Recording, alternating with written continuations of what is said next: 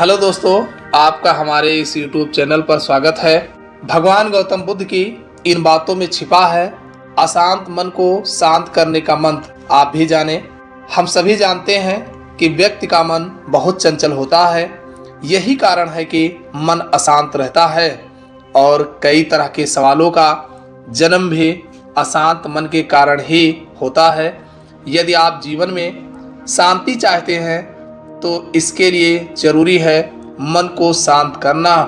लेकिन मन को शांत कैसे किया जाए, चलिए इस गौतम बुद्ध से जुड़ी इस कहानी के माध्यम से आप जान सकते हैं कि मन को शांत करने का क्या तरीका है।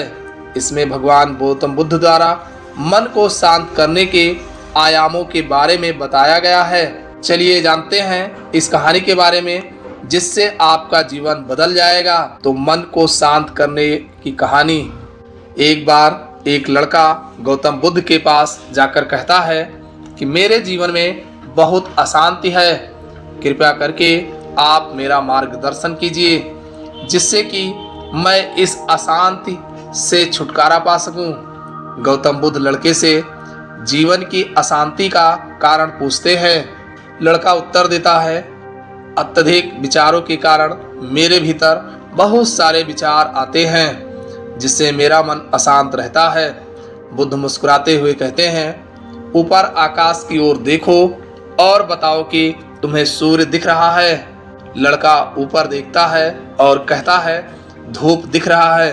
बुद्ध उससे पूछते हैं कि अगर तुम लगातार धूप में खड़े रहोगे तब क्या होगा।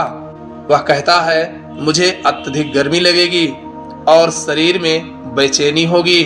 बुद्ध लड़के से कहते हैं कि अगर धूप में खड़े रहने से तुम्हें गर्मी लगती है तो इसमें दोष किसका है, सूर्य के ताप का या तुम्हारा। लड़का कुछ सोचने के बाद कहता है, इसका जवाब आप भी बताइए। बुद्ध कहते हैं, सूर्य का काम है ताप देना और ताप का काम है गर्मी लगना। ऐसे में तो दोष तुम्हारा ही है कि तुम धूप में जाकर खड़े हुए जिससे कि तुम्हें गर्मी लगी। तुम्हें अगर शीतलता चाहिए तो तुम्हें छांव में रहना होगा। ठीक इसी तरह चंचल मन का भी स्वभाव होता है कि विचारों और भावनाओं को जागृत करना।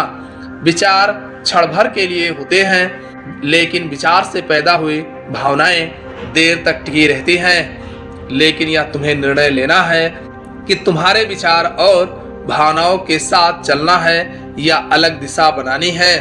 बुद्ध कहते हैं, मन को शांत करने के लिए तन के आयाम पर काम करना सबसे आसान तरीका है। शरीर के स्तर पर हमारी कामेंद्रियां और ज्ञानेंद्रियां हैं। कामेंद्रियां कर्म और ज्ञानेंद्रियां ज्ञान से जुड़ी होती हैं। इससे हम अपनी संवेदनशीलता को बढ़ा सकते हैं, यानी हम जो भी काम करें उसे आनंद के साथ करें। मन के आयाम से हटकर तन के आयाम पर जाने से ही तुम्हारा चित्त शांत होगा। ऐसा करने से तुम मन के आयाम से हटकर शरीर के आयाम पर आ जाओगे। ठीक उसी तरह जैसे तुम धूप से हटकर छांव में आ सकते थे।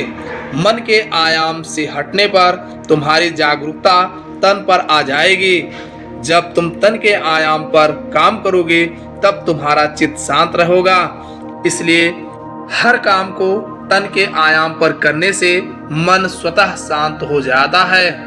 अपने मन के विचार और भावनाओं को नहीं बल्कि सुर को सुनो। लड़का बुद्ध से कहता है, अपने भीतर के सुर को कैसे सुने। बुद्ध कहते हैं, किसी शांत स्थान पर रहकर जहाँ शांति हो तब अपनी आंखें बंद करो और मन के भीतर चल रहे शोर से हटकर भीतर के सुर को सुनने की कोशिश करो। सुर निरंतर चलता रहता है, लेकिन बाहर के शोर के कारण तुम अपने मन के भीतर चल रहे सुर को नहीं सुन पाते हो। जब तुम अपने दोनों कानों को अपने हाथों से बंद कर दोगे तभी मन के सुर को सुन पाओगे। इस तरह तुम मन के अशांत से दूर हो जाओगे और तुम्हारा मन भी शांत हो जाएगा। ये बातें आपको कैसे लगी कमेंट करके जरूर बताइएगा। और अगर चैनल पर नए हो तो चैनल को सब्सक्राइब और वीडियो को लाइक अवश्य करिएगा और इस कहानी को अपने दोस्तों तक शेयर करिएगा। नमो बुद्धाय।